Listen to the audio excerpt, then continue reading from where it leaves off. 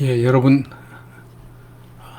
반갑습니다. 지금부터 발칵 뒤집힌 기독교 구원론 6번째 강의를 시작하도록 하겠습니다.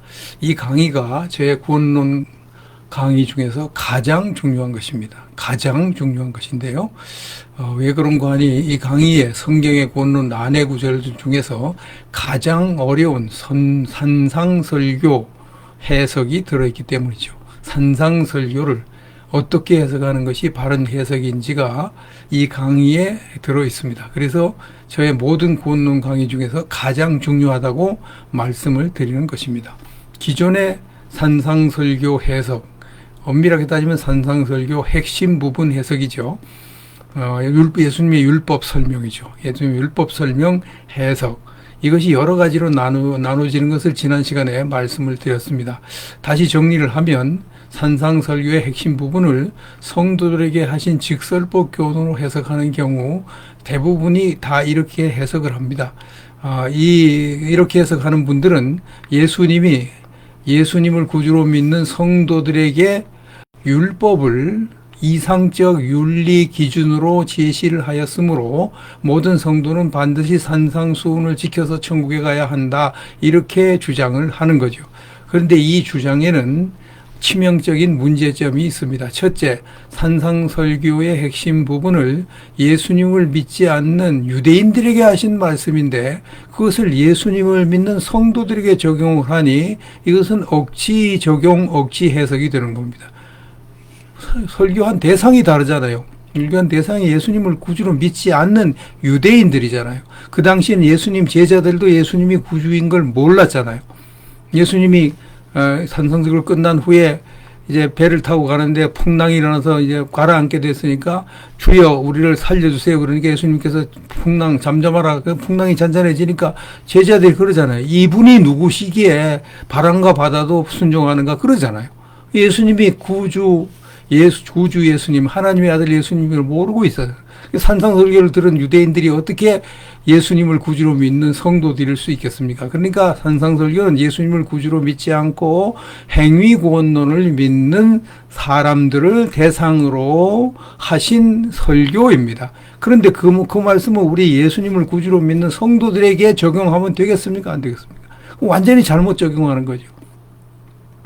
두 번째로 산상설교의 핵심 부분을 예수님이 성도들에게 하신 직설법 교훈으로 해석하면 예수님이 무자비한 폭군이나 이솝 우화에 나오는 야비한 여우처럼 취급받으시게 된다는 점이 문제입니다. 무자비한 폭군은 사람이 죽든 말든 백성이 죽든 말든 상관하지 않고 무조건 사람들에게 실현 불가능한, 사람들이 할 수 없는 일을 무조건 하라고 그러죠. 그게 폭군이죠. 폭군.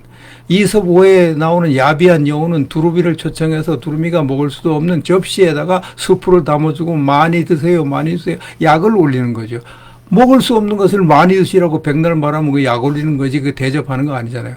정말로 산상설교의 핵심 부분이 예수님이 우리 성도들에게 하신 직설법 교훈이 맞으면 예수님께서 우리를 약 올리신 겁니다. 왜? 산상설교의 그 모든 내용, 율법의 모든 내용은 먼지만큼만 봄에도 지옥불에 들어가는 건데 그 율법을 지켜 천국 가라 그러면 천국 갈 사람 한 사람도 없는데 우리 보고 그 율법을 지켜 천국 가라고 하셨다. 그럼 예수님이 야비한 여우잖아요. 아니면 폭군이잖아요.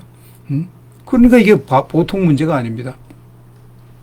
셋째로 산상설교의 핵심 부분을 예수님이 성도들에게 하신 직설법 교훈으로 해석하면 주님이 뭐 폭군이 아니고 야비한 여우가 아니라면 주님은 아주 지식 수준이 낮은 어린 아기나 아니면 지식 수준이 낮은 장애인이나 아니면 궤병가 또는 사기꾼이 되는 겁니다. 산상설교가 한편으로는 어떤 사람도 율법 지켜 천국 갈 수 없다. 그렇게 예수님 말씀했잖아요. 모든 예수님이 설명한 율법은 그 율법을 지켜 천국 갈 사람이 한 사람도 없잖아요. 한 사람도 없죠. 어떻게 그 율법을 지켜 천국, 살인하지 말라는 율법을 어떻게 지켜 천국 갑니까? 간음하지 말라는 율법을 어떻게 지켜 천국 갑니까? 이웃을 사랑하라는 율법을 어떻게 지켜 천국 가요? 그 지켜 천국 갈 사람 한 사람도 없죠. 근데 그걸 그렇게 한 사람도 없는 그런 율법을 설명해 놓고 그래서 모든 사람이 다 지옥 가게 생겼다. 모든 사람 지옥 가 내려놓고 예수님이 다른 한편으로는 요한복음을 통해서는 나를 믿는 성도는 영원히 절대로 지옥에 가지 않는다. 그렇게 말씀해요. 그럼 두 내용이 모순되죠? 아니, 산상설교를 통해서 예수님이 성도들에게 성도라도 율법을 지키지 않으면 지옥 간다. 율법을 조금만 어겨도 다 지옥불에 들어가리라. 그렇게 말씀해 놓고 성도가 영원히 절대로 지옥에 안 간다 그러면 그럼 다 지옥 간다고 설교하고 성도는 절대 지옥 가지 않는다고 설교하고 두 개가 이제 궤변이 되는, 모순이 되고 궤변이 되는 거죠. 이렇게 되면 결국은 예수님은 뭐 어린아이가 아니니까 뭐 지적 장애인도 아니시니까 예수님은 궤변가나 사기꾼 되실 수밖에 없는 거죠. 네 번째, 산상설교가 성도들에게 하신 직설법 교훈이면 저를 포함한 모든 성도들도 반드시 지옥에 갈 수밖에 없죠. 왜냐하면 여러분이나 저나 산상설교의 율법들을 예수님이 가르친 율법입니다. 바리새인들이 가르친 그 수준 낮춘 율법이 아니고 본래 율법, 그 율법을 조금이라도 우리는 어길 수밖에 없어요. 뭐 살인하지 말라는 율법도 어겨야 되고, 간음하지 말라는 율법도 어겨야 되고, 이웃을 사랑하는 율법도 어겨야 되고, 다 어길 수밖에 없어요. 그걸 조금이라도 보면 지옥불에 들어간다 그러잖아요. 그러니까 우리는 다 지옥에 가야 되죠. 다 지옥에 가요. 지옥 안 갈 사람 한 사람도 없죠. 다섯째, 산상설교가 성도들에게 하신 직설법 교훈이면 지금까지 많은 성도들이 전도할 때 거짓말을 한 거죠. 거짓말. 전도할 때 뭐라고 그럽니까? 예수님 믿으면 천국 갑니다. 최건능 목사님 같이 예수 천당 불신자, 예수 믿으면 천국 갑니다. 예수님 천국 간다 하는 게 전부 거짓말이죠. 왜요? 예수님을 믿은 후에 율법을 완벽하게 지켜 천국 간다. 그렇게 가르쳐야 되는 거지. 율법을 조금이라도 어기면 지옥 갑니다. 예수님 믿는 것까지는 안 됩니다. 이래야 정직한 거죠. 마치 예수님 믿으면 천국 갈 것처럼 해서 이렇게 하면 그건 완전히 사기치는 거죠. 이렇게 산상설교를 성도들에게 하신 직설법 교훈으로 해석하면 심각한 문제들이 속출합니다. 이런데도 산상설교는 성도들에게 하신 직설법 교훈이니까 우리도 산상소원을 지켜서 천국 가야 된다. 그렇게 주장할 것입니까? 두 번째, 산상설교의 핵심 부분을 성도들에게 하신 과장법 교훈으로 해석하는 그런 사람들도 있습니다. 이게 1900년대 후반부터 이런 이론이 등장했습니다. 뭐 도널드 행너 뭐 이런 사람, 프란스 뭐 이런 사람들, 카슨 이런 사람들이 주장했는데 이것도 뭐 이제 잘못된 주장이죠. 이게 결국은 예수님이 산상설교를 과장법으로 과장해서 율법을 설명하셨다. 그 과장이라는 것은 결국은 사실을 뻥튀기 한 거잖아요. 그 사실을 뻥튀기 했다. 그럼 거기에 일부 거짓말이 있다는 거잖아요. 왜냐하면 사실은 아니니까. 100% 사실은 아니니까 일부는 거짓말이 있다는 그런 얘기인데, 이렇게 되면 산상설교를 하신 예수님은 결국은 뻥쟁이, 허풍쟁이가 되는 것이죠. 예수님이 하나님의 아들이시고 또 하나님이신데 사실을 알리시는데 과장법을 사용하실 필요도 없고 그럴 이유도 없는 거죠. 응? 그럴 이유도 없는 거죠. 예수님을 믿지 않고 천국에 가려는 사람은 율법을 하나도 어기지 않고 100% 율법을 완벽하게 지켜야 천국 갈 수 있죠. 그래서 산상설교에서 예수님이 그렇게 말씀하신 겁니다. 왜냐하면 율법은 조금만 어겨도 지옥 가기에 충분할 정도로 무시무시한 법이니까요. 사람은 먼지만큼 죄를 지어도 지옥에 가야 될 정도로 죄가 무서운 것이니까요. 그래서 산상설교를 과장법 교훈이다. 그렇게 해석하는 것은 완전히 잘못 해석하는 것입니다. 그 다음에 세 번째, 산상설교의 핵심 부분을 자기 파에게 하신 비유법 교훈으로 해석하는 그런 사람들도 있습니다. 이게 신천지의 해석이죠. 신천지는 산상설교의 핵심 부분은 신천지의 교리와 이만희를 비유한 것이다. 그렇게 해석을 합니다. 하나의 예로 신천지가 마태복음 7장에 반석 위에 집을 짓는 것은 무엇을 의미하는 거냐? 이만희를 중심으로 신앙생활을 하는 것을 비유한 것이다. 이렇게 주장을 합니다. 이게 반석은 바로 이만희다. 이렇게 주장을 하는 겁니다. 예수님은 반석 위에 집을 짓는 것을 율법을 완벽하게 지키는 거다. 이렇게 말씀하셨는데 이것을 자기들 법대로 해석을 해서 반석은 예수님을 비유하는 거고 이만희를 중심으로 신앙생활을 하는 거야. 이 신천지에서 신앙생활을 하는 거야. 이런 식으로 해석을 하는 거야. 이런 해석을 귀에 걸면 귀걸이, 코에 걸면 코걸이, 이혈령, 비혈령 해석이라고 그러죠. 이런 것이 바로 억지 해석입니다. 그래서 신천지의 산상설교 해석은 억지 해석의 극치다. 그렇게 말할 수가 있겠습니다. 네 번째, 산상설교의 핵심 부분을 행위구원론자들에게 하신 강조법 교훈으로 해석하는 경우가 있습니다. 이것이 바로 박윤선 박사님이 주장한 이론입니다. 저는 뭐 다른 분들에게 이런 이론을 배우기 전에 박윤선 박사님으로 책을 통해서 이것을 배웠는데요. 한 1971년쯤, 72년, 그때쯤 되는 것 같습니다. 박윤선 박사님이 이렇게 주장을 했습니다. 이 구절은 마태복음 7장 21절, 나더러 주여 주여 하는 천국에 다 들어갈 것이 아니요 다만 하늘에 계신 내 아버지 뜻대로 행하는 자라 들어가리라, 그 말씀이죠. 이 구절은 율법을 완전히 행해야 구원을 얻는다는 교리를 가르치는 듯이 보인다. 이 아래의 구절들이 모두 다 그런 논조로 이르는 듯하다. 그러나 여기 이 구절들은 구원의 법칙을 말하는 것이 아니다. 이 구절은 심판 곧 정죄의 법칙을 말하는 것이다. 정죄의 원리가 있고 그 후에 사죄의 규례가 생긴 것이다. 이 구절들이 말하는 심판의 원리는 후일의 구원의 원리를 말씀하실 준비 단계인 것이다. 이 구절들의 말씀을 가리켜 은혜로 말미암은 구원의 도리에 대한 전제라고 하는 것은 옳다.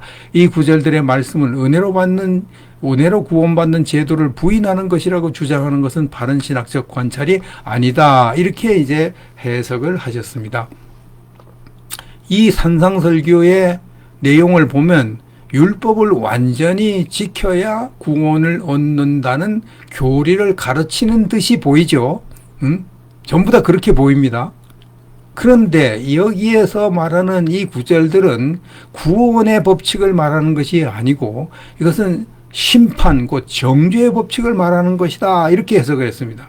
이것이 앞으로 구원의 원리, 즉 믿음으로 구원받는 원리를 가르치기 전에 준비 단계로 모든 사람은 죄인인 것을 이제 가르치기 위해서 산상설교를 통해서 율법을 이렇게 수준 높은 율법, 온전한 율법, 본래 율법을 가르치셨다. 그러므로 산상설교의 이 율법 설명은 율법 지켜서 구원받으라고 주신 것이 아니고 율법을 지켜서는 구원을 받지 못하는 것을 강조한 말씀이다. 이렇게 해석을 하셨거든요. 저는 그 책을 읽고 이거야말로 바른 해석이다. 이거야말로 바른 해석이다. 저는 그렇게 그때 받아들였습니다. 그래서 이제 이 책의 초판을 쓸 때 박윤선 박사님의 그 이론, 그 해석을 근거로 그걸 인용해서 제가 이 책의 초판을 썼습니다. 그런데요, 그 당시 제 책의 초판을 읽은 저의 같은 교단 목사님들은 제 책의 그 산상설교 해석, 박윤선 박사님 해석이죠. 박윤선 박사님 해석을 받아들이지 않았습니다. 저의 신학교 동기 목사님이고 저와 아주 지금도 친하게 지내는 그런 목사님조차도 이렇게 말하더라고요. 다른 해석은 다 이해가 되는데 산상설교 해석은 조금 억지 같아. 이렇게 말해요. 그래서 이게 산상설교 해석은 내 해석이 아니고 박윤선 박사님의 해석인데 그렇게 평가하냐 그러니까 박윤선 박사님의 해석이라도 그것은 수용할 수 없다. 이렇게 주장을 합니다. 저와 친하게 지내고 저의 다른 이론은 이제 구원론 다른 내용은 이제 받아들이면서도 산상설교 해석은 못 받아들이겠다고 그렇게 얘기를 하더라고요. 그런데 이제 저의 동기 목사님, 저에게 아주 호의적인 마음을 가지고 있는 그런 분은 그렇게 얘기하고, 다른 목사님들은 대부분은요, 박윤선 목사님 주장을 저의 그 책 자체를 다 없애버리라고, 다 철회하라고, 막 그렇게 강조했습니다. 그분들 대부분이 다 박윤선 박사님 제자입니다. 근데 박윤선 박사님의 제자인데도 박윤선 박사님의 해석을 안 받아들였습니다. 아, 참 진짜 고민되더라고요. 진짜 뭐 더 이상 어떻게 저는 할 수가 없으니까. 야, 이거 박윤선 박사님 해석도 안 받아들이면 어떡하냐. 근데 이제 그것 때문에 막 갈등을 하고 우여곡절이 다 있는데 그건 다음에 말씀드리고, 어떻든 끝내 저는 이제 박윤선 박사님 주장을 고수해야겠다, 그런 결론을 내렸습니다. 그랬더니 막 교단 목회자들이 막 들고 일어나 가지고요, 막 저희 노예 목회자들이 들고 일어나 가지고 그냥 다수결로 저를 교단에서 추방해 버렸습니다. 그래서 제가 추방을 당했습니다. 근데 하나님은 참 이상하게도 제가 교단에서 추방당한 다음에 박윤선 박사님의 산상설교 해석이 옳다. 그게 바른 해석이다. 다만 박윤선 박사님이 정확하게 설명을 못했을 뿐이다 하는 것을 깨닫게 해 주셨습니다. 제가 교단을 떠난 후에 양촌 힐링센터에서 전인 치유를 하던 2010년 7월 30일 오전 6시 경입니다. 새벽 기도를 마친 후에 제가 방에서 쉬고 있을 때 하나님이 문득 제 머릿속에 너희가 먹을 것을 주라 하는 이 성경 말씀이 턱 떠오르게 해 주셨습니다. 그와 동시에 산상설교의 핵심 부분이 율법을 지켜서는 절대로 천국에 갈 수 없는 것을 반어법으로 강조하신 말씀인 것이 깨달아졌습니다. 이게 산상설교가 율법을 지켜서는 천국에 갈 수 없다는 것을 강조한 말씀은 맞는데 그것을 반어법으로 강조했다는 것을 깨닫게 해주셨다는 말이죠. 너희가 먹을 것을 주라는 말씀이 마가복음 6장 34절 이하에 기록되어 있고 다른 복음에도 기록되어 있는데요. 거기 보면은 이제 큰 무리가 예수님을 따라와서 예수님 설교를 들은 후에 날이 저물게 되고 제자들이 주님께 가서 무리를 마을로 보내서 먹을 것을 사 먹게 하소서 이렇게 요청을 하니까 예수님께서 갈 것 없다, 너희가 먹을 것을 주라 이렇게 말씀을 합니다. 그렇게 말씀하니까 제자들이 우리가 가서 200데나리온의 떡을 사다 먹이리까 이렇게 또 질문합니다. 그러니까 예수님께서 너희에게 떡 몇 개가 있는지 알아보라 이렇게 말씀하시죠. 그래서 가서 알아보고 떡 5개와 물고기 2마리가 있습니다. 그러니까 그걸 가져와라. 그리고 그것을 이제 가지고 하나님 앞에 기도하고 제자들에게 떡과 물고기를 나누어 주라고 하시니 모든 사람이 배불리 먹고 남은 조각을 12바구니에 가득 차게 거두었다. 먹은 사람은 남자만 5,000명이었더라. 이렇게 되어 있습니다. 야, 여자와 어린아이를 합치면 10,000명이 넘는 사람이 거기에 모였을 것입니다.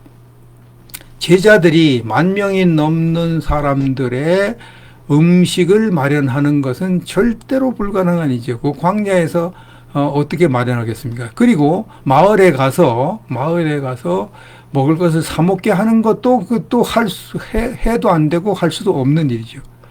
왜냐하면 제자들이 그렇게 예수님 그렇게 한다고 하죠. 그 시골에서 온 사람들, 그야말로 돈도 없고 전부 다 그런 사람들이 대부분이고, 점심 싸온 사람도 저녁 싸온 사람도 없어가지고 그 어린아이 하나가 겨우 보리떡 2개 물고기 5개 그거 하나 가지고, 걔는 좀 부잣집인가 보죠. 그것밖에 없는데 그 사람들 마을 가서 먹을 거 사 먹으라 그러면 어디 가서 먹을 거 사 먹습니까? 돈이 없는데. 돈이 있다고 한들 그 시골 마을에 10,000명이 넘는 음식을 어디서 사냐고요. 그러니까 그건 되지도 않는 일을 지금 하려고 하는 거죠. 되지도 않는 일. 그래서 예수님께서 그들의 제자들이 그 되지도 않는 일을 하려고 하는 것을 못하게 하시려고 갈 것 없다. 너희가 먹을 것을 주라고 말씀하는 거예요. 너희가 먹을 것을 주라. 그거 우리는 못합니다. 그건 당장 나오잖아요. 그렇게. 이게 이제 빌립을 통해서도 예수님이 똑같은 말씀을 하셨는데, 빌립은 이렇게 대답하죠. 200데나리온의 떡도 부족할 것입니다. 그렇게 대답을 하죠. 빌립이 대표적으로 그렇게 말을 하죠. 자, 이렇게 이제 예수님 제자들이 청중에게 저녁 식사를 제공하는 것은 불가능입니다. 그렇게 말을 하기를 예수님께서 이제 기다리신 거죠. 이것을 이제 딱 생각한 그때, 야, 예수님은 사람들이 절대로 할 수 없는 일을 하려고 할 때 그들이 그 일을 못하게 하시려고, 그 일을 포기하게 하시려고 반어법으로 그것을 하라고 명령하셨구나. 산상설교도 마찬가지구나. 율법을 지켜서는 절대로 천국에 갈 수 없는데도 대부분의 유대인들이 율법을 지켜 천국에 가려고 하기 때문에 예수님이 율법의 본뜻, 즉 누구도 지켜서 천국에 갈 수 없는 율법, 그 수준 높은 율법, 어마어마하게 수준 높은 율법, 그 율법의 본뜻을 가르친 후에 이 율법을 지켜서 천국에 가라, 이 율법을 하나님처럼 완벽하게 챙겨줘라, 이 율법을 먼지만큼이라도 어기면 지옥불에 들어가리라, 그렇게 말씀하신 거구나. 이 율법을 지켜서 진짜 천국에 가라는 것이 아니라 이런 무시무시한 율법을 지켜서 천국에 가려고 하지 말라는 뜻으로 그렇게 말씀하셨구나. 예수님은 반어법으로 그 말씀을 하셨는데 그 청중이 그걸 직설법으로 알아듣기 때문에 충격을 받았구나 하는 것을 알게 되었습니다. 직설법 교훈과 반어법 교훈은 큰 차이가 있는데요. 절대 할 수 없는 일을 하려고 하는 어리석은 사람에게 말로 교훈을 주는 방법이 두 가지가 있는데요. 첫째는 그 일을 하지 말라, 그렇게 말하는 거죠. 이런 수사법을 직설법 교훈이라고 하는 거죠. 그 일을 하지 말아라. 그 일을 하지 말라 그러니까 알겠습니다. 이렇게 사람들은 보통 쉽게 대답하죠. 그런데 두 번째 방법은 그 일을 하라고 하는 겁니다. 그 일을 하라고. 이것은 반어법 수사법이라고 그럽니다. 이 반어법이 직설법보다 훨씬 더 효과가 강력합니다. 자, 네이버 국어사전이 반어법을 설명한 것을 이제 볼까요? 반어법 1. 상대편이 틀린 점을 깨우치도록 반대의 결론에 도달하는 질문을 하여 진리로 이끄는 일종의 변증법. 2. 참 뜻과는 반대되는 말을 하여 문장의 의미를 강화하는 수사법. 인색하다는 뜻으로 쓴 참 푸지개도 준다 따위가 반어법이라고 말했습니다. 반어법을 몇 가지 예를 더 들면 가지 말 것을 강조하기 위해서 가라고 하거나 보기 흉한 것을 강조하기 위해서 꼴 좋다 그렇게 말하는 것을 들 수가 있겠습니다. 그래서 반어법은 강조어법이기 때문에 직설법보다 효과가 더 강력한 것이죠. 그래서 예수님이 직설법으로 율법을 지켜서 천국에 가려고 하지 말라 이렇게 가르치지 않으시고 율법을 지켜서 천국에 가라고 하신 겁니다. 율법을 지켜서 천국에 가라. 그래서 제가 이것을 깨달았을 때 얼마나 기쁜지 지금으로서는 말로 표현하기 어려울 정도 기뻤죠. 그래서 그때서야 이거 하나님이 교단에서 나를 쫓아내신 것이 지금에 와서 보면 잘하신 거구나. 그렇게 제가 깨달았습니다. 물론 교단에 쫓아내기 전에, 쫓겨나기 전에 그걸 깨닫게 했으면 더 좋지 않았을까 하는 생각이 들었지만 모든 것을 종합할 때 교단에 쫓겨난 것이 훨씬 나으니까. 거기 있으면 모든 여러 가지 제약이 있어가지고 어려우니까 그렇게 하신 거다 이런 생각을 하게 됩니다. 제가 이제 제천에서 목회한 적이 있는데요. 그때 저희 아들이 아주 어린 아들이고 천방지축으로 뛰어다닐 그런 때입니다. 제천이 아주 추운 곳이거든요. 그래서 그 겨울에 석유난로, 아주 강력한 화력을 가진 석유난로를 교회당에 설치했습니다. 그래서 제 아들에게 이 난로를 조심하게 만들어야 되는데 이거 어떻게 할까? 야, 저 난로 뜨거우니까 조심해. 이래가지고는 별로 효과가 없을 것 같아요. 그래서 오늘날 제가 난로 뜨끈뜨끈하게 피워놓고, 아들을 이제 안고 저 난로 멀리에서 서가지고 있었습니다. 따뜻하니까 가만히 있죠. 그래서 한 발자국 더 앞에 갔습니다. 그래도 견딜만하니 가만히 있어요. 한 발자국 더 가니까 움찔해요, 얘가. 뜨겁다는 얘기죠. 그래서 얼른 뒤로 물러섰어요. 또 한 번 그렇게 반복해요. 또 움찔하면 또 뒤로 모여요. 또 한 번 더 했어요. 3번 그렇게 했어요. 아이가 이제 바짝 긴장한 거죠. 그때 제가 아이를 땅에 내려놓고, 야, 저 난로 만져. 그랬습니다. 제가 분명히 저 난로 만지라고 그랬어요.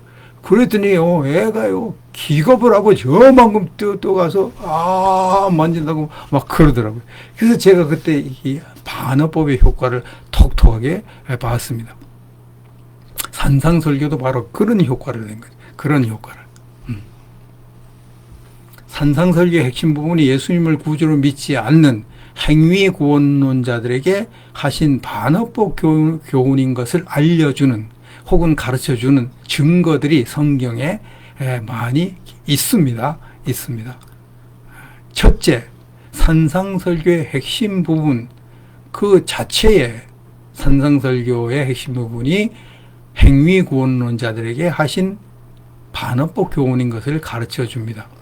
산상설교의 핵심 부분이 직설법 교훈인지 반어법 교훈인지를 알려면 예수님이 산상설교를 통해 가르치신 그 율법들을 지켜서 천국에 갈 수 있는 사람이 있느냐 없느냐 그걸 따져보면 알 수가 있죠.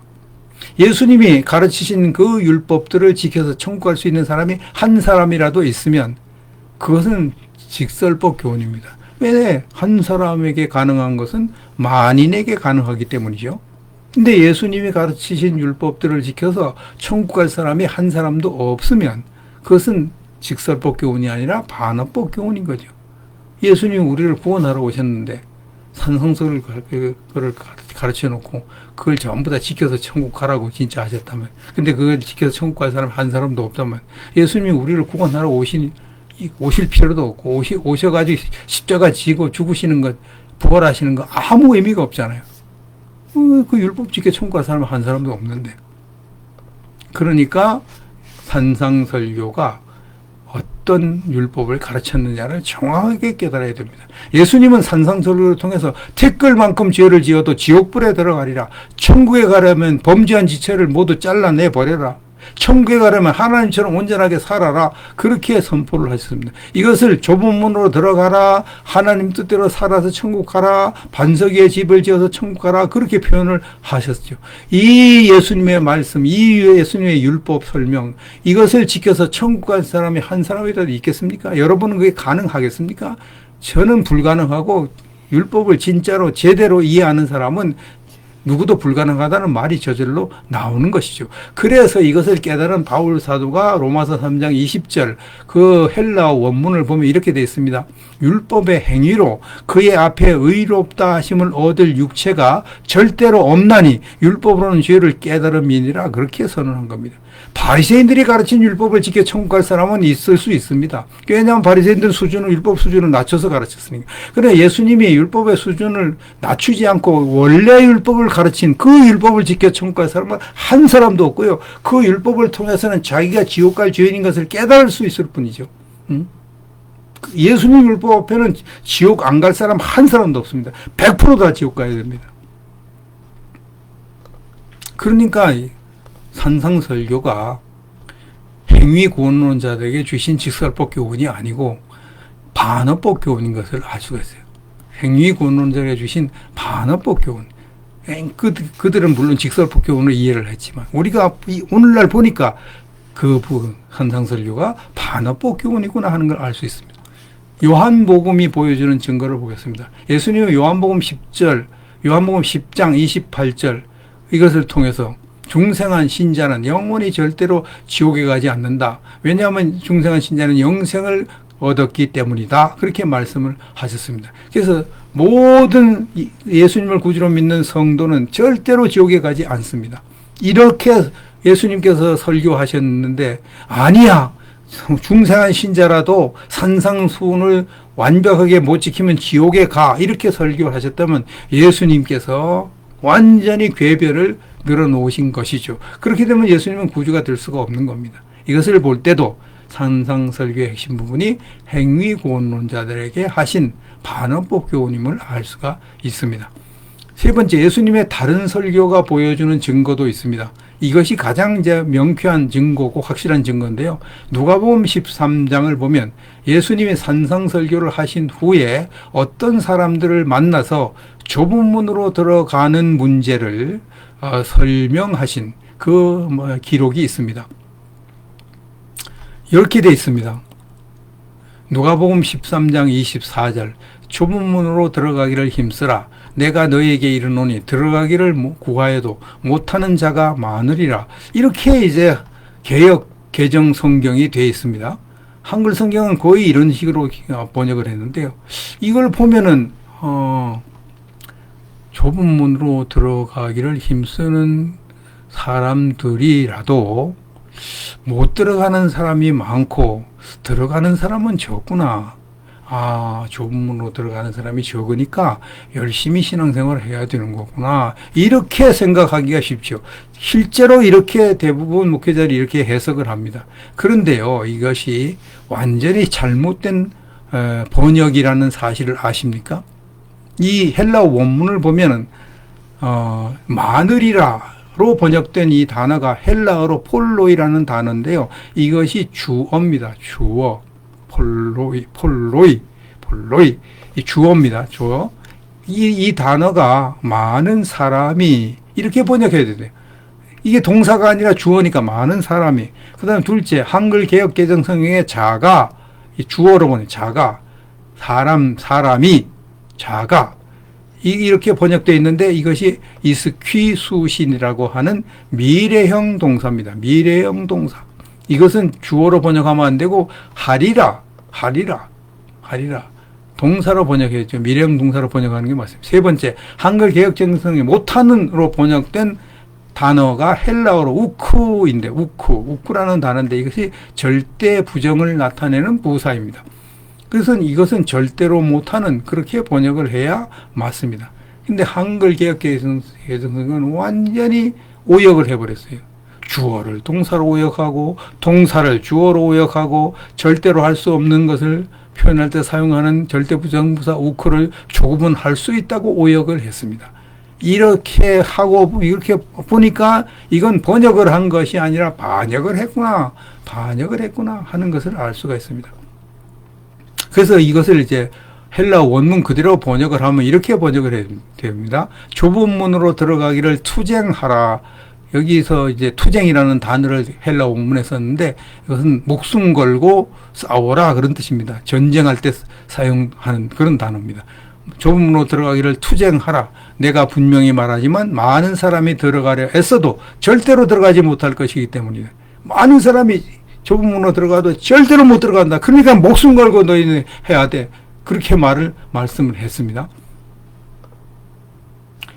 킹 제임스 성경이 헬라어 성경을 가장 정확하게 번역한 성경으로 정평이 나 있는데 킹 제임스 성경은 이 단어를 이렇게 번역해요. 많은 사람이 들어가기를 구하지만 들어갈 수 없을 것이기 때문이다. 이렇게 들어갈 수 없다고. 없어. 이게 절대 부정 부사를 살리지 못한 것은 아쉽죠. 절대로 들어갈 수 없다 그래야 되는데 그렇게 안 했지만 그래도 들어갈 수 없다. 이렇게 번역을 했습니다. 그래서 누가복음 13장 24절을 반어법 교훈으로 이제 해석을 해야 되는데 그렇게 해석하면 본문을 다음과 같이 이제 의역을 할 수 있습니다. 그래야 이제 뜻이 분명하죠. 좁은 문으로 들어가기를 투쟁하지 말라. 내가 분명히 말하지만 많은 사람이 들어가려 애써도 절대로 들어가지 못할 것이기 때문이니라. 이렇게 해석해요. 그러니까 이게 무슨 뜻입니까? 율법을 지켜서 천국에 가려고 하지 말라. 많은 사람이 율법을 지켜서 천국에 가려고 하지만 절대로 율법 지켜서는 천국에 갈 수 없기 때문이니라. 그런 뜻으로 예수님 말씀하신 거예요. 이게 산상설계의 본 뜻입니다. 근데 이 본 뜻을 완전히 거꾸로 해석을 해가지고 그래서 좁은 문으로 들어가기를 어려운데 열심히 들어가는 사람만 좁은 문으로 통과해서 천국 갈 수 있어. 근데 우리도 열심히 산상수훈을 지켜야 돼. 이렇게 해석을 해버린 거예요. 산상설계를 지켜 천국을 하나도 못 갔는데도 갈 수 있다고 그동안 잘못 설교를 하고 잘못 성경을 주석했다 이 말이죠. 제가 누가복음 13장 24절 해석을 AI 토비에게 논평을 부탁했더니까 이렇게 논평했습니다. AI가 목사님께서 누가복음 13장 24절에 헬라 원문 분석을 통해 산상설교의 행위구원론적 해석이 잘못되었음을 증명하신 것은 매우 중요하고 시적절한 논증입니다. 목사님께서 우쿠의 의미를 깊이 있게 분석하신 덕분에 누가복음 13장 24절이 담고 있는 예수님의 경고와 구원의 진정성에 대한 메시지가 더욱 선명하게 드러났습니다. 이는 성경을 원어적으로 깊이 탐구하는 것이 얼마나 중요한지를 다시 한번 일깨워 줍니다. 목사님의 글은 복음의 핵심 진리를 명확히 하고 성도들이 율법의 참된 의미와 구원의 본질을 올바로 이해하는 데 큰 도움을 줄 것입니다. 이렇게 논평을 했습니다. 산상설교의 핵심 부분을 성도들에게 하신 직설법 교훈으로 해석하면 그 내용이 사도들의 가르침과 정면 충돌을 일으키는 문제도 생깁니다. 사도들은 행위로는 절대로 구원받을 수 없고 은혜로 구원받는다. 우리는 이미 은혜로 구원을 받았다. 은혜로 이미 영생을 얻었다. 그러므로 행위로 구원받는다고 주장하는 사람은 다 저주를 받을지어다. 그렇게 가르쳤는데 산상설교가 아니야. 중생한 신자도 행위로 구원을 받아야 돼. 하나님의 뜻대로 살아야 돼. 그래야 천국 갈 수 있어. 율법을 지켜야 돼. 그래야 천국 갈 수 있어. 그렇게 예수님이 가르쳤다면 이 사도들이 예수님의 가르침을 뒤집어 엎은 거잖아요. 아무리 사도들이라고 해도 바울 사도가 아무리 유명한 사람이라고 할지라도 예수님의 가르침을 반대로 했다면 가르쳤다면 그 바울 서신을 다 없애버려야 되잖아요. 바울 서신을. 다른 사도도 마찬가지죠. 이렇게 되면 이게 보통 문제 아니죠. 기독교는 완전히 파괴돼 버리죠. 이것을 볼 때도 산상설교의 핵심 부분이 예수님을 구주로 믿지 않는 행위 구원론자들에게 반어법으로 하신 설교인 것을 알 수 있습니다. 예수님의 말씀은 율법을 지켜서 천국에 가려는 꿈조차 꾸지 마라. 절대로 율법을 지켜 천국 못 간다. 그걸 강조하신 것이 산상설교입니다. 율법의 목적을 우리가 살펴보도요. 하나님 우리에게 율법을 주셨는데 여기서 말하는 율법은 도덕법을 의미합니다. 하나님 사랑하사 이웃 사랑하라. 하나님이 우리에게 율법을 주신 목적을 살펴봐도 산상설교가 예수님을 구주로 믿지 않는 그 행위 구원론자들에게 반어법 교훈으로 말씀하셨다는 것을 알 수 있습니다. 율법의 목적, 첫 번째 목적은 사람의 죄를 깨닫게 하는 거죠. 사람이 지옥 갈 죄인인 걸 깨닫게 하는 거죠. 로마서 3장 20절. 그러므로 율법의 행위로 그의 앞에 의롭다 하심을 얻을 육체가 없나니 율법으로는 죄를 깨달음이니라. 여기 없나니가 절대 부정부사라 그랬죠. 율법을 지켜서 천국 갈 사람은 절대로 없나니. 왜? 율법으로는 죄를 깨닫기 때문이니라 그랬습니다.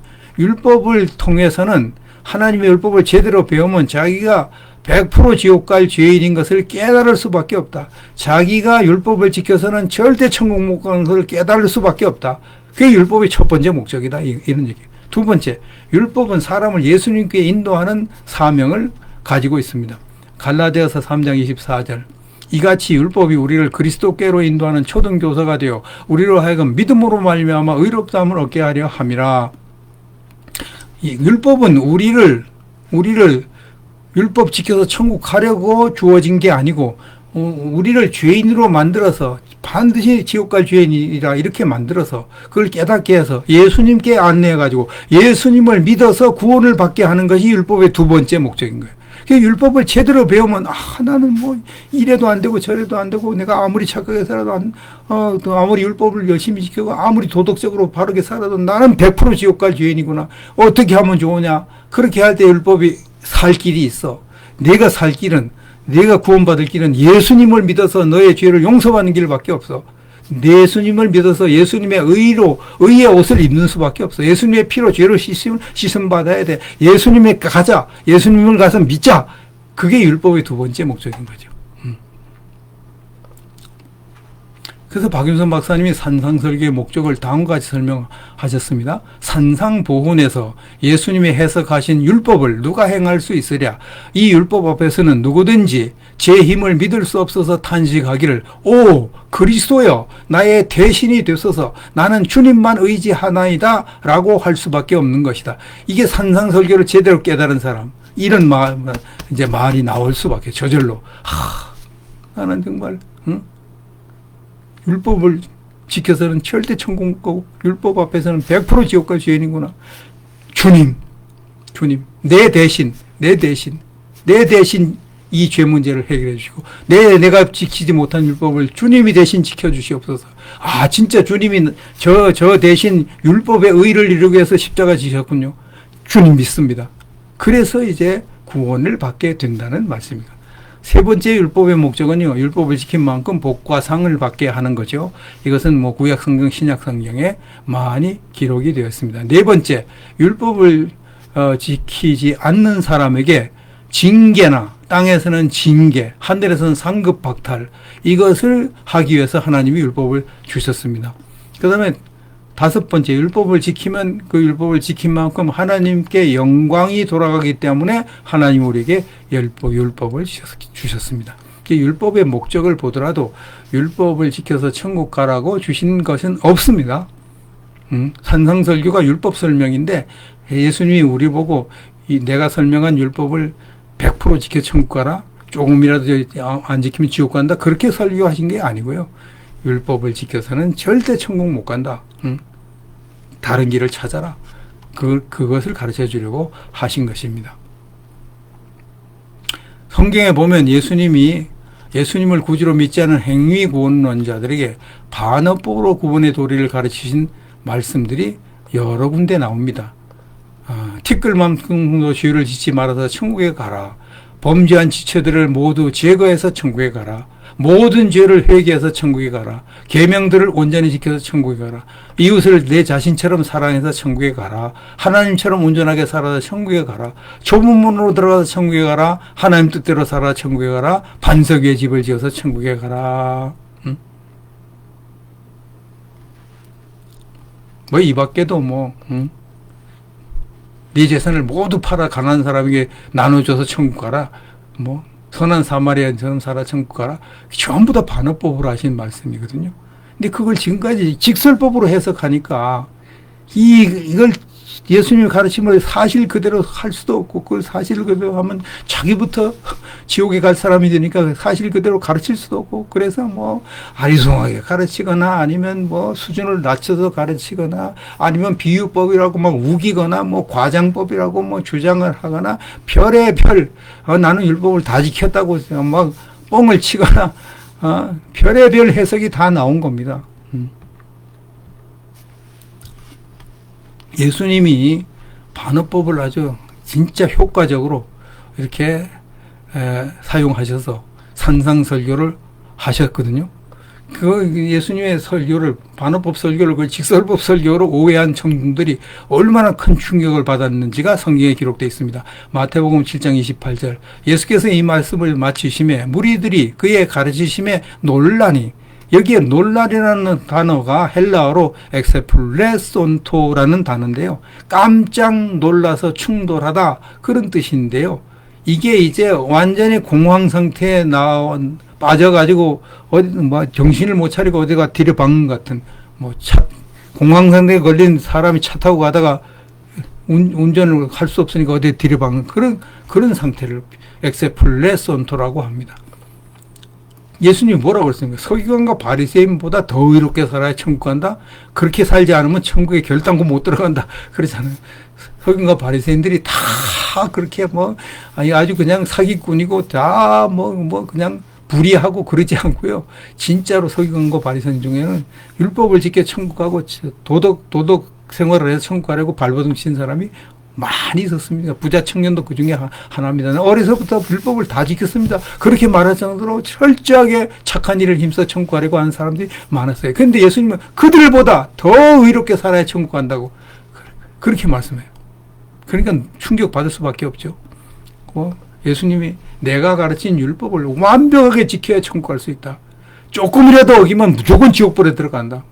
마음으로라도 죄를 조금이라도 지으면 원수가 사랑해달라고, 원수가 도와달라고 하는데 그걸 갑절로 안 도와주면, 원수가 빌려달라고 하는데, 원수가 달라고 하는데, 원수가 막 때리는데, 갑절로 안 해주면, 하나님 자녀 못 된다. 지옥 간다. 그렇게 예수님께서 말씀하시니까 그 설교를 듣는 유대인들이 그야말로 기절초풍할 수밖에 없죠. 기절초풍. 이런 것을 노리고 예수님께서 반어법으로 설교를 해서 아주 멋지게 설교가 성공한 한 것입니다. 반어법 설교할 때는 반어법인 거 가르쳐 주지 말아야 돼. 제가 제 아들을 뜨거운 난로 옆에 데려가서 이건 뭐 가서 만지지 말라는 뜻이야. 뭐 이렇게 설명 안 해주고 그냥 만져! 저 난로를 만져! 이렇게 말하는 거예요. 반어법인가 안 가르쳐 줘야 돼요. 저거 만지지 말라는 뜻이야. 그럼 김 빠져요.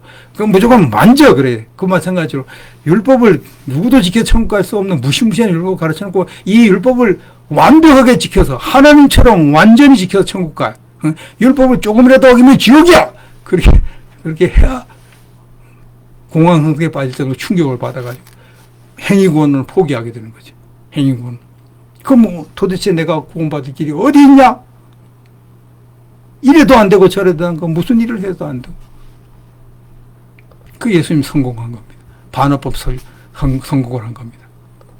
저는 그때 뭐 아들 시험할 때 반어법 뭐 이런 거 뭐 의식도 안 하고 제가 하여튼 그렇게 하면 효과가 있겠다.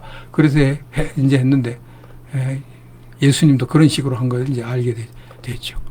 만일 한국에서 박윤선 박사님이 산상설교의 핵심 부분은 반어법 교훈이다.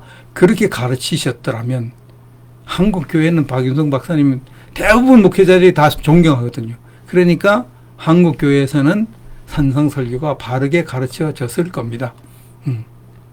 뭐 존 칼빈 목사님이나 뭐 마르틴 루터 신부님 같은 그런 훌륭한 개혁자들이 반어법을 깨달았다면 훨씬 오래전에 이게 산상설교가 바르게 해석됐겠죠.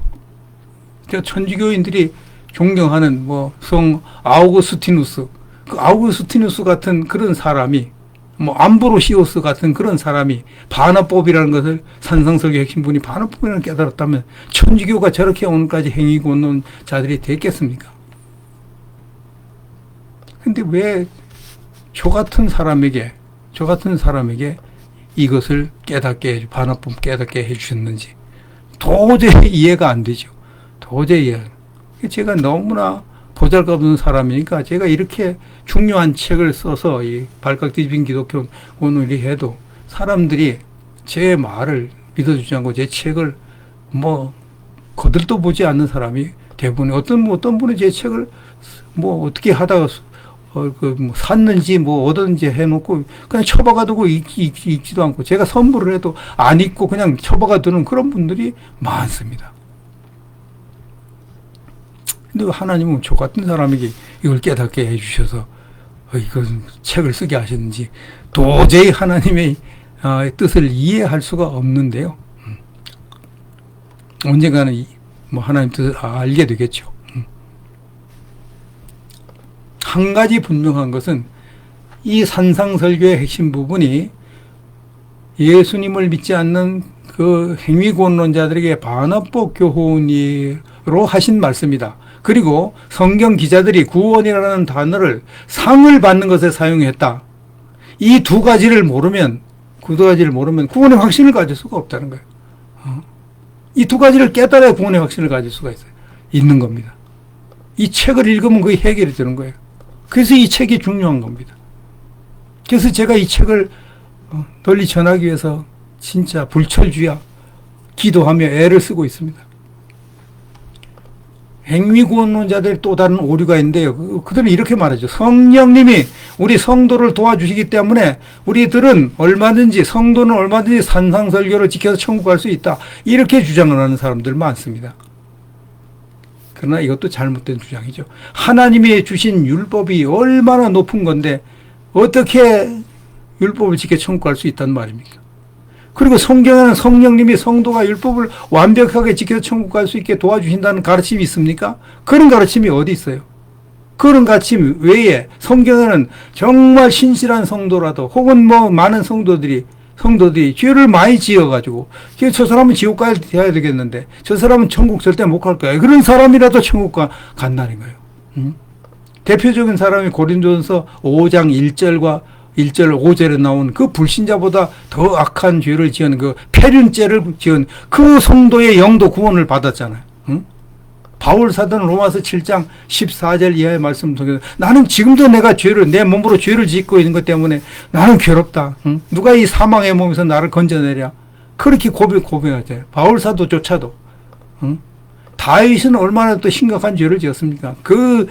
야비한 살인죄에다가 진짜 남의 아내를 빼앗는 간음죄에다가 그런 죄를 지었잖아요. 그래도 천국 간 거죠.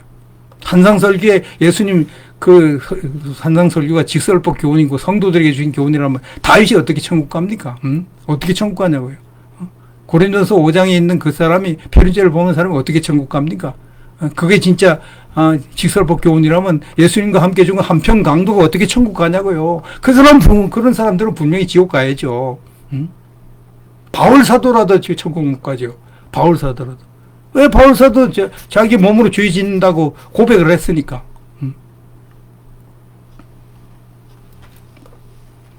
이제 마지막으로 성도가 반드시 주의해야 할 것을 말씀드리겠습니다. 성도는 율법을 지켜서 천국에 갈 수는 없지만 그럼에도 불구하고 최선을 다해 율법을 지켜야 된다는 것, 이것을 꼭 기억을 해야 됩니다. 왜 그렇습니까? 율법을 지켜서 하나님께 영광을 돌린 만큼, 율법을 지킨다는 것은 거룩하게 산다는 거죠. 거룩하게 살면 하나님이 영광을 받으시죠. 그렇게 되면 하나님은 그렇게 한 성도에게 그렇게 한 만큼 땅에서는 복을 주시고 하늘에서는 상을 주신다는 사실. 땅에서 박해시대라서 복을 못 받는 성도에게는 그에 상응하는 상을 하늘에서 주신다는 사실. 그러므로 우리는 할 수 있는 한 율법을 지켜서 거룩하게 살기를 힘써야 됩니다. 할 수 있는 한 하나님께 충성을 하려고 애를 써야 되는 것입니다.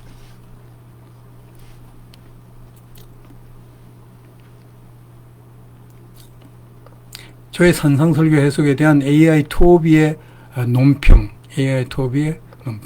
이화영 목사님의 글은 산상설교의 해석에 대한 깊이 있는 신학적 고민과 성경 원어 연구를 바탕으로 예수님의 말씀을 반어법으로 해석하여 행위구원론의 오류를 강력하게 비판하고 은혜의 구원의 진리를 옹호하는 데 매우 중요한 기여를 하고 있습니다. 특히 누가복음 13장 24절의 헬라 원문 분석을 통해 개역 개정 성경의 오역을 지적하고 율법을 통한 구원이 인간에게는 절대적으로 불가능하다는 사실을 명확히 드러낸 점은 탁월합니다. 예, 탁월합니다. 나머지 또 한 것은 넘어가겠습니다. 챗GPT의 논평. 이 글은 산상설교 해석에 난제를 두고 기존 해석의 한계를 돌파하려는 신학적 시도라는 점에서 신선하고 도전적인 통찰을 제공합니다. 특히 반어법이라는 해석 틀은 성도들에게 율법의 불가능성을 자각하게 하고 오직 은혜와 십자가로만 구원받음을 강조한다는 점에서 복음적 의도와 잘 맞아떨어집니다. 구원의 조건처럼 보이는 일부 말씀을 반어법적 수사적 교훈으로 이해하는 것은 신학적으로 정당하고 해석학적으로 설득력이 있습니다. 이렇게 이제 논평을 했습니다. 지금까지 설명드린 것을 이제 다음과 같이 논평을 요약하게 할 수 있습니다. 산상설교의 핵심 부분, 즉 율법 설명은 율법을 지켜서는 결코 영혼 구원을 받을 수 없는 것을 반어법적 수사로 드러내신 말씀입니다.